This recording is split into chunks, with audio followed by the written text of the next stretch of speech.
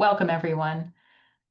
My name is Lynn Corbel, and I have the privilege to serve as the Assistant Director for MBSR Teacher Education and Curriculum Development here at Brown University School of Professional Studies. I've been teaching MBSR since 2005, I think, and I've been training teachers since 2012. I came to Brown after being at UMass Medical Center for medical school, actually, for a number of years. And what I know is that you all are taking time out of your busy lives and your busy days to be here, and that it's not a small thing. There's something that's called you here. And I was just speaking to somebody who had signed up for an advising session. She goes, I don't quite know what is going to happen or what my next step is, but I just feel like this is the right direction. And she found it very reassuring when I told her that many people, maybe some of you, are also here because of that sense that I need to follow this. So again, those of you who are just coming on, if it's possible to have your camera on, that's really welcome. It's so much friendlier and connecting. Thanks, Todd. Good to see you. And we'll start with some practice just to arrive. I've been having a long, busy day, maybe many of you as well. Hi, Wolf. And so maybe I've been sitting a long time, maybe taking a moment to stretch, to just move the body in a simple way that would just invite a little more oxygen, maybe especially around the head and neck if you've been driving or computing or Zooming. Make some sound.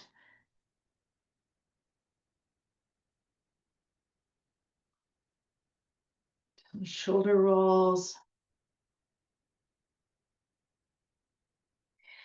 And then allowing yourself to come to stillness and dropping into the body as it is right now. So you're welcome to close or lower your eyes. If your eyes are open, you can choose a spot in front of you to gaze.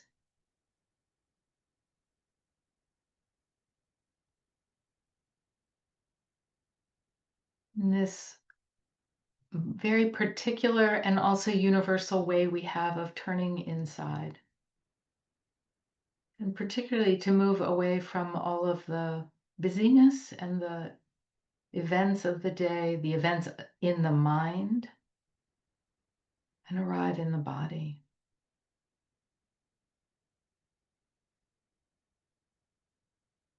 And feeling first into the entire length of the body, from the soles of the feet and how they're resting on the floor to the crown of the head.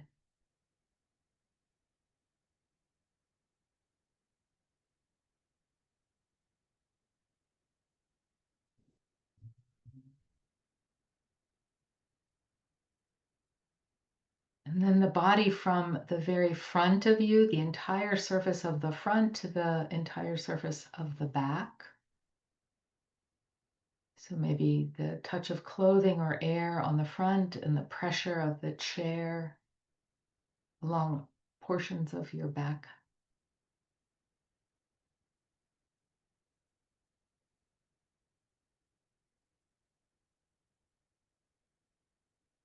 And then side to side from the left shoulder, knee, ankle joint to the right shoulder, knee, ankle joint, in all of these dimensions that we happen to be in.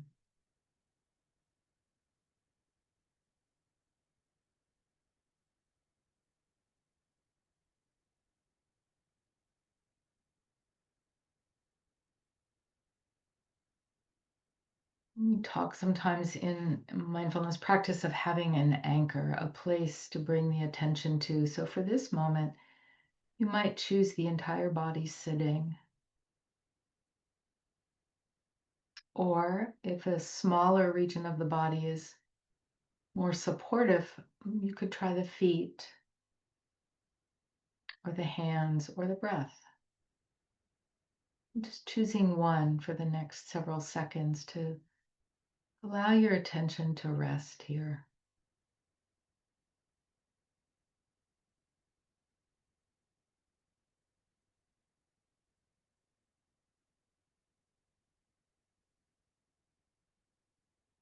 And if you find that every half a second or an inhale, the mind rushes off, the attention rushes down into the past or the future, this is fine. This is what minds do. And gently and firmly, with kindness, bringing your attention back to the anchor.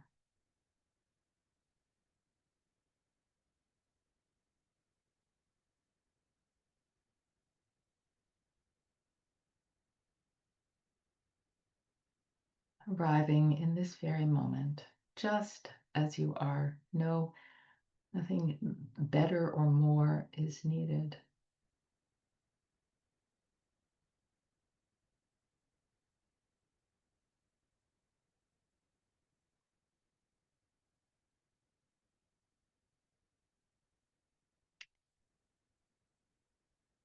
And now, very gradually, if you've allowed your attention to land on one of these narrower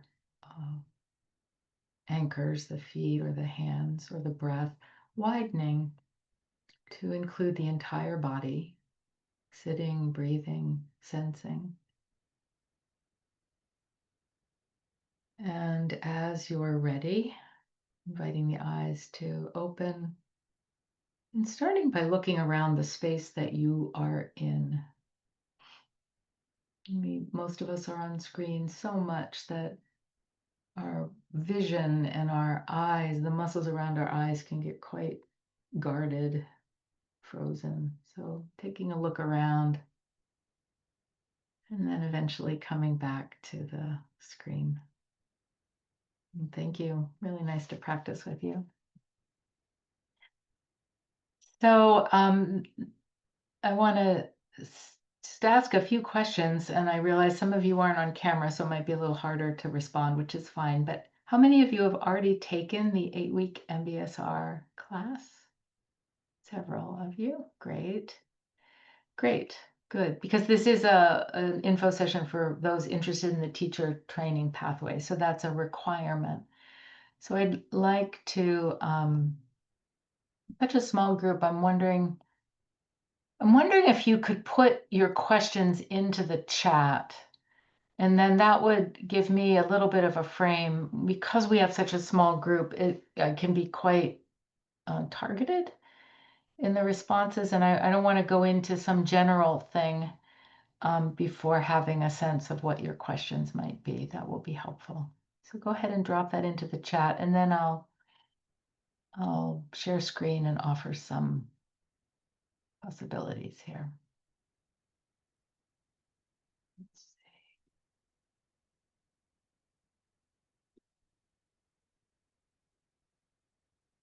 It's fine if the camera doesn't work. It's really okay.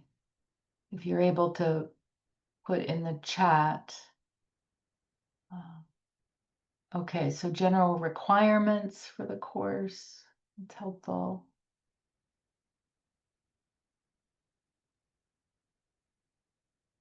Your questions?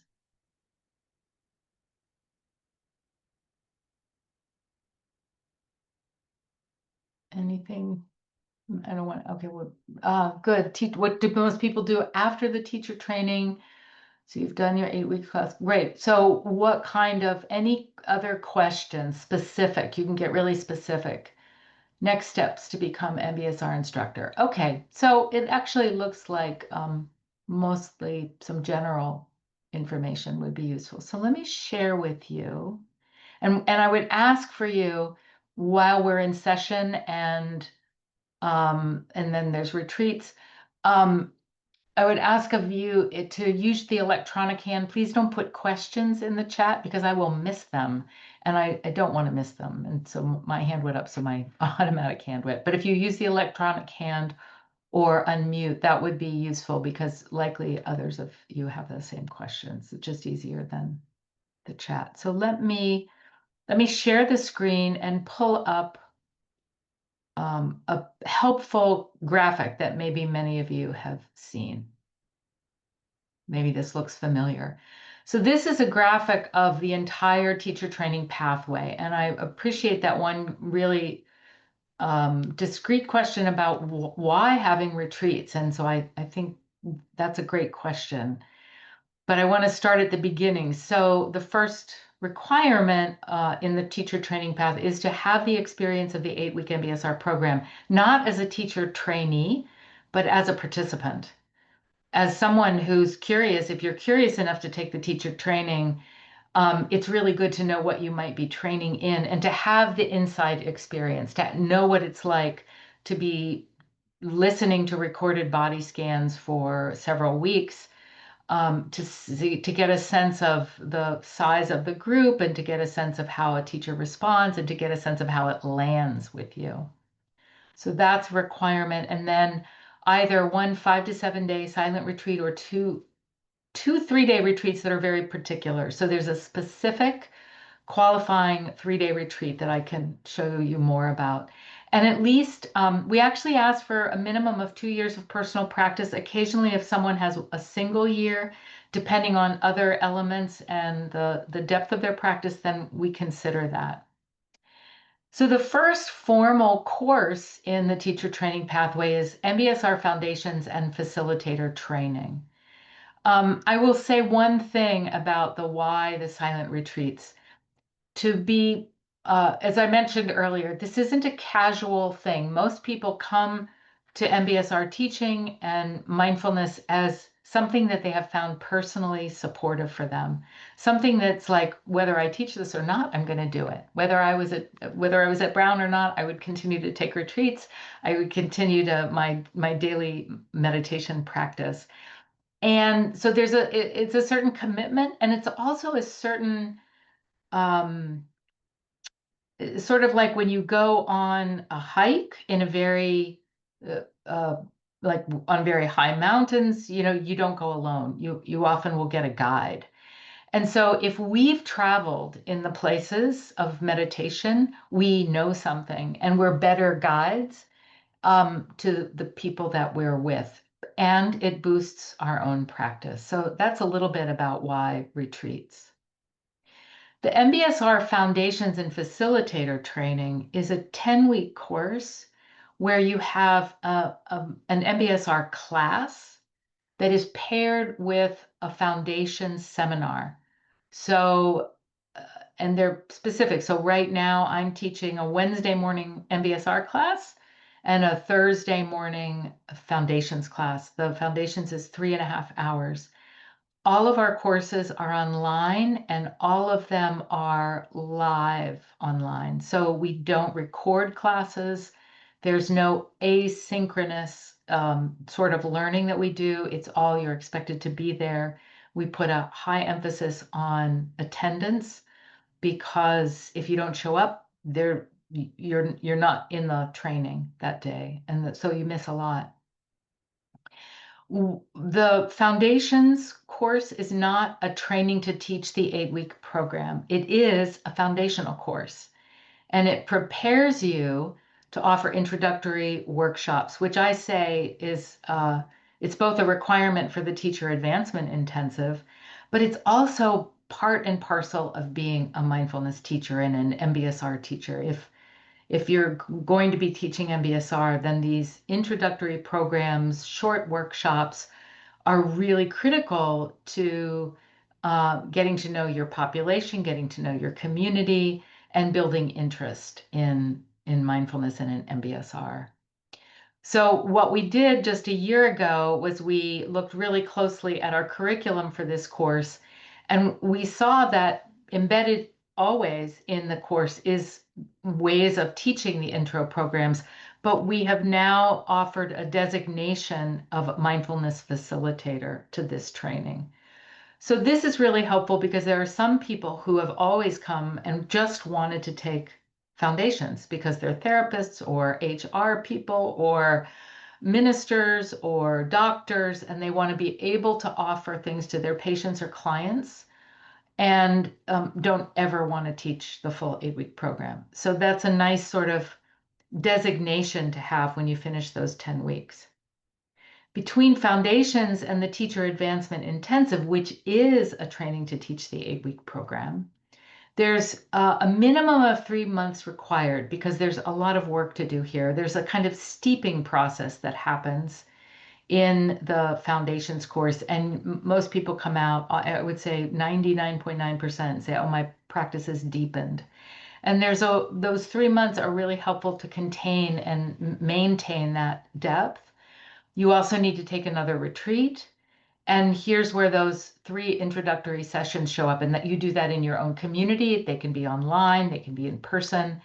There's a requirement to have at least 6 people present in that, so it can't be like to 3 people.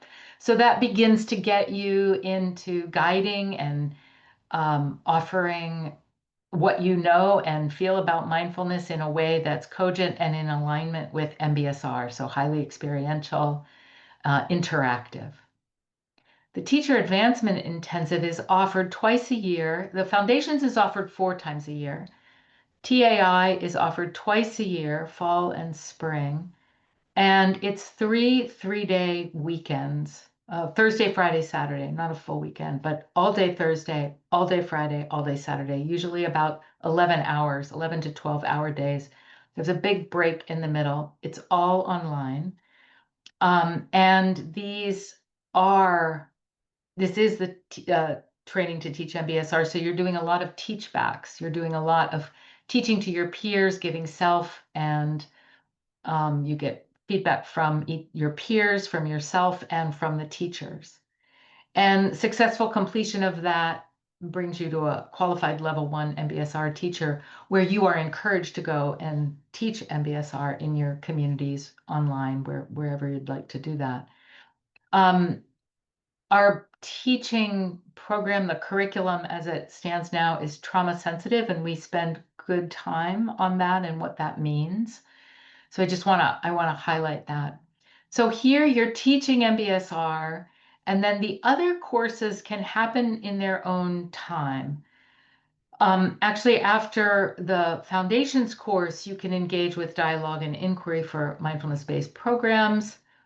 And the ethos of mindfulness-based programs. These are 2 requirements for the certification, or for the certificate, excuse me.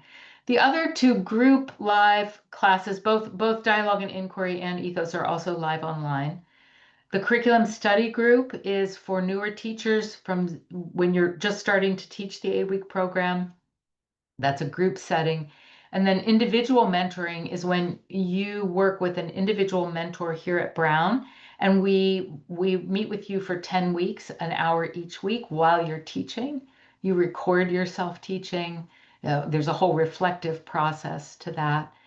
And then that brings you to a level 2 qualified MBSR teacher.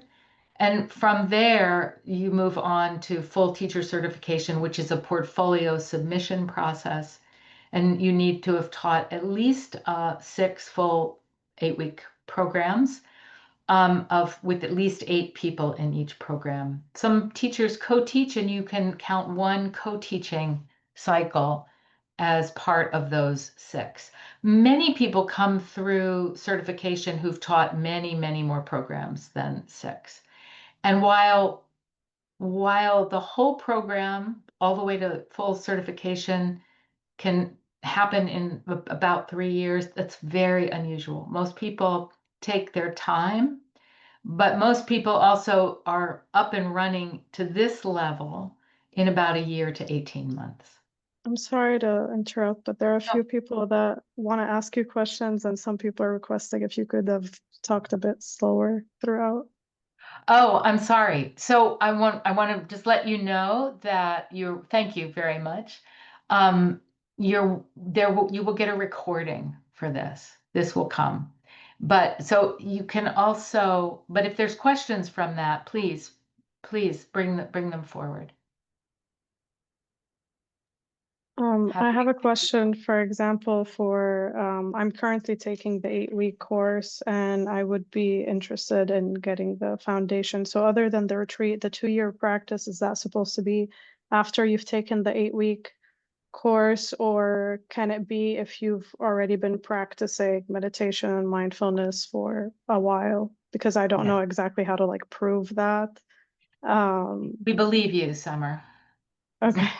Yeah. It was just like Yeah. a general, like, yeah, like how do you show in a sense that you've had like, for example, I've been practicing since I was like 19. So it's been at least like 10 years right now of practicing, but didn't know about like the 8-week MBSR, which is why I'm very interested in like seeing how the certification goes. So the 2-year doesn't have to be like after you take the No. initial 8-week course. Okay, Yeah. thank you. That makes you smile. That's good. Others, apologies if I was going too fast and I didn't see.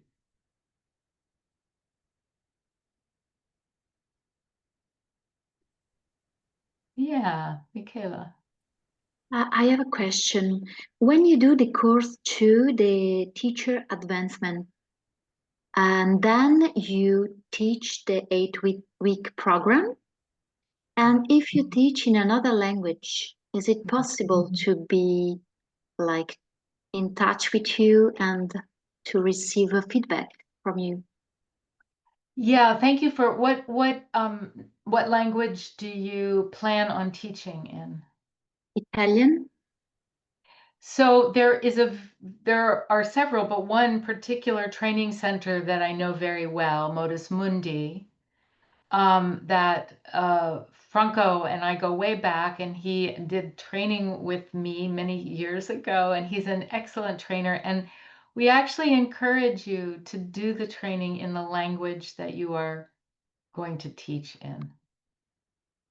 And you can take that all the way through certification. It doesn't come through Brown, but it's much more complicated because you need to translate. We don't have any Italian teachers.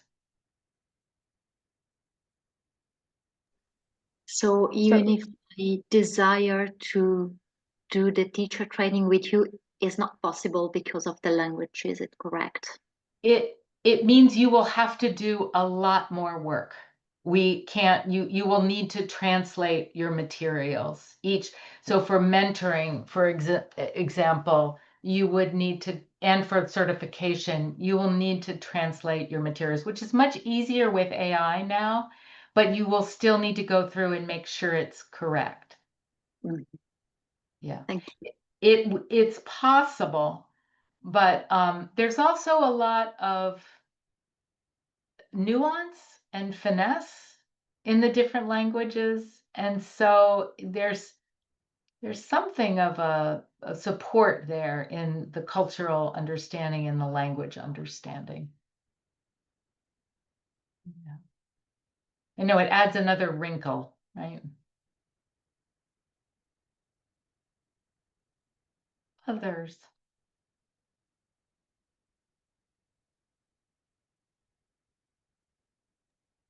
where can I find that general layout that you were going through? Because I think I found it once before, but I never saved it. Yeah, that's a good point. Sometimes just the navigation needs some clarity. So I'm going to share that. I'm going to work backwards. So I'm going to pull up. So if you go to Brown School of Professional Studies, this is a change on our website, which we're thrilled about, that under academics, mindfulness education is here. It's a non-degree program, but it's fantastic that we're finally labeled under academics. So here there's a lot. You can subscribe to our mindfulness newsletter here. Here is information about the other courses we teach, MBSR, MBCT. And if you come down here, MBSR Teacher Certificate, and under the curriculum, here's the full certificate or the short graphic that brings us to here. Does that help, Summer? I think so. I think I keep going to the same place, but where it lays it out like session 2, session 3, but not where so I think I keep pressing something wrong, but I'll Yeah, find it. if you come over, I think what you're referring to, you need to come under MBSR teaching certificate. If everyone could be on mute, that would be great. And down here, yeah, so it's there, and then the curriculum, and then there's registration and cost. So let me come back to the. Oh, good, found it. Good. Thanks for the link. Yeah. Do you need the link, Summer? Oh, thank you, Someone Caitlin. sent it in the chat. Thank you, Caitlin. Yeah. This is where I'm a little slow here. So let me see. Here's a public. Todd, you're naming. Is the 8-week intro class valuable as a standalone experience? Well, I'm going to ask the people who have taken it. What do you think as a standalone? Somebody want to respond?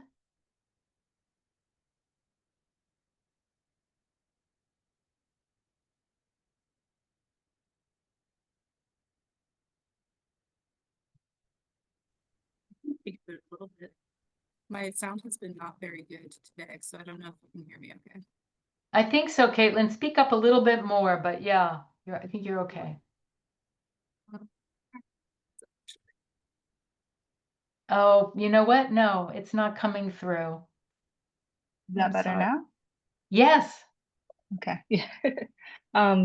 Yeah, I did the 8-week MBSR introductory course over the summer, and I absolutely think that it was a valuable experience. I think something that I was not expecting was sort of the kind of container and community that the course builds as well. I was a little hesitant to join something that was virtual, that does feel very kind of like, I don't know, I feel like there's a lot of like energy and, kind of connectedness in sort of mindfulness practice. But it was very interesting that even with the virtual, I think we were still able to build a lot of that within the course. I think also the fact that it's virtual, you get people from all over the world. So that was like a really, really unique experience. And just, I don't know, I think just, kind of finding commonalities and really building a supportive community with so many different individuals was, yeah, I think was really great. Thanks, Caitlin. I'll say one long ago experience that I had when I was first starting to train teachers. And there was a man in my class who had been practicing meditation for 9 years. He had taken retreats, he had done all this stuff. And it was back when you didn't have to take MBSR before you took foundations. You just did both of them together. And I came out of my office one day and he was sitting on the floor and he had his head in his hands. And I said, "Well, are you okay?" And he said, "Nothing prepared me for this." I said, "What do you mean?" He said, I've got, I've been meditating for 9 years. And I thought, this is going to all make sense. But the MBSR is like taking me off of the cushion into my life. And this is like, oh, how do I work with my life, not just in my practice? And it was actually one of the big reasons we said we need to make taking the MBSR class alone as a standalone. And it's been, and those kinds of comments have come out, and people who said, often people say even if with 10-year practices, my practice is deepened just from the 8-week program. So, and Todd, as in terms of you're asking about travel plans, the great thing that we have at Brown is because we have many classes each week. We have 4 MBSR classes going on right now. And so if you know that you're going to miss something, you can check and see if one of the other classes, and you just make arrangements with your teacher. Yeah. But it's a good thing to think about, because we say if you're going to miss 2 or more, then this isn't a good time to take it. So yeah, that's a good thing to factor in at the beginning. Please, Connie. Hey, good greetings to each one. I have a question about um, the 2-3 days retreat because I did the 8 weeks program first, and I a Zen Buddhist. My husband is in Roshi in a Sangha in New York, and that's why I started this training, because we practice Buddhism, and they have a 10-day program there that is connected with Brown for MBSR. And just I heard from you that the only way is by online, and I have two different information. So is it possible to have the in-person retreats with Yes. district institutions like the Sangha that we belong to in New York? Yes, so I appreciate this, Connie, because retreats are different. So let me pull up. Yeah, they told me that to be Who's able they? Who's uh, they? in the Brown University, I'm sorry, we have an interview. We were in Boston this summer, my husband and I, and so I'm doing a master right now in humanities and the affection of meditation and so the way we socialize. And so that's why we're then more intense in the study of this new technique of meditation. And so Brown said that some institution needs to be registered with Brown to allow you to be taking this 10 days. Instead of No, I don't know. I don't know where you got your information. Let me share with you how, because we don't do the retreats through Brown. so okay. There are no retreats through Brown. So if you go here, we do have a list of qualified retreats, and you can. That's what I mean. Yeah, that's what I mean. I'm sorry, English is not my. It's okay. That's That's what I okay. mean. Yeah. So the retreats, there are these. This is not an exhaustive list. Mhm. It does need to be silent and teacher led. We have certain things we hope that it's got at least 2 teachers, because that supports trauma sensitivity. I'll say that these links here are alive, and so you can, these 3-day retreats that are specific to UMass are a little longer than typical 3-day retreats. That's why we say these are specific, and they're the only 3-day retreats. You have to take 2 of them, but they're the only ones that fulfill the requirement. But what's the Sangha that you are in New York? It's you're muted. Is does it Batsu? I don't know it. It's But outside of New York. Roshi is connected to the started seat. I can't remember the pronunciation correctly, but many of the started professors that started at MBRS were in that Sangha. It's very old Sangha. When the beginnings of the people that brought Buddhism into America. Some of the yeah, professors in it's Colombia. fine. It would be fine. I mean, we don't usually accept retreats from like Kripalu or Omega. They're not fully silent. It's not the same, or yoga retreats, which are usually followed, but this would be fine. Yeah, Yeah, I will write you down in the chat the name of the Sangha. it's okay. Yeah, that's fine. It's I'm assuming it would be all well and good. I should go back though and just share with everyone.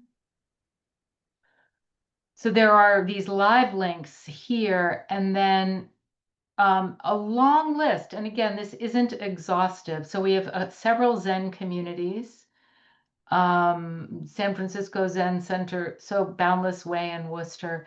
So a really wide variety, including England is covered, and we've got France over here. So just want to say that again, this isn't exhaustive. So if you find a link to something that looks interesting and that it would fulfill, you're also welcome to write me or write us at Brown, and we can confirm that. Does that help, Connie? Good.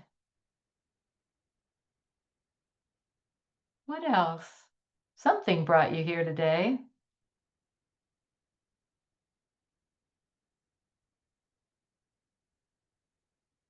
Have any of you taken any of the retreats yet?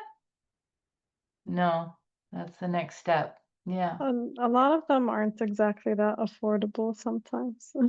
I know, we know this. A lot of places do have sliding scale. Where are you located, Summer? I live in Pittsburgh currently. Okay. So I was looking at some that are in like upstate New York and some online.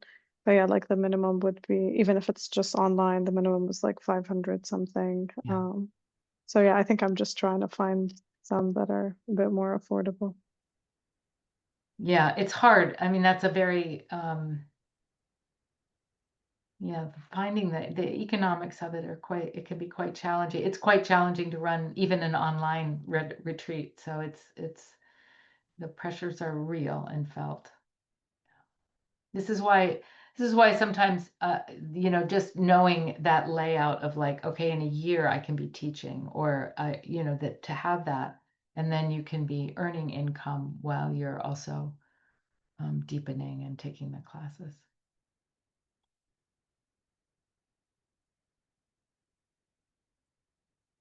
Connie, was there anything else that you needed me to more slowly speak to? I'm very sorry there. I didn't see that note.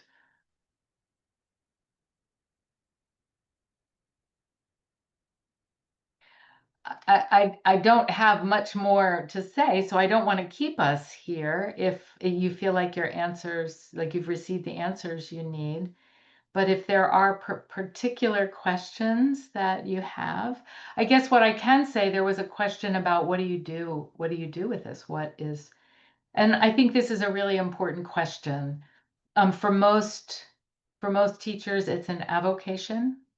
It's a way of serving, a way of giving back. If you have an employee or an employer who you've been in conversation with, and they're interested in sponsoring your teacher training, which does happen. Medical centers, cancer centers, educational centers have done this. That's one way of working MBSR teacher into your other work. I can honestly say that when I started teaching, I was teaching a couple classes a year.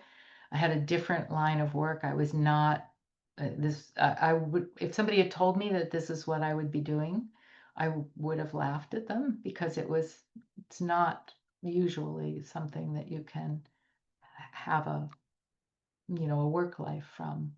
But it's also extraordinarily fulfilling. It's people who are able to give back to their communities, and then it tends to cultivate itself. So somebody will come to a class, and then they'll say, oh, could you do a professional development for the local social worker place, that the psychotherapy center, or for the teachers in the local schools. So there are ways of developing an income, but it may not be your base.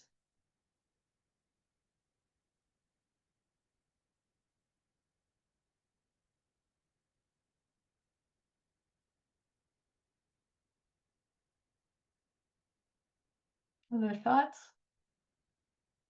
Should we call it a day? Thanks very much for showing up. And I really do hope your questions were answered. You will receive a recording and will receive information about contacting anyone that you need, especially there's a good email there, exec ed, and we're pretty prompt about responding. And I hope to see some of you in an upcoming teacher training. Yeah, feel free to unmute and say goodbye to everyone. Thank you all. Thank you. Take care. Bye. Thank you. Bye-bye. So, Lynn, if I have one more question. Did I send you an email directly? Sure. Or can You want to check? just say what it is? Oh, well, I just thought at the end, because since the Sangha want me to start helping the Buddhists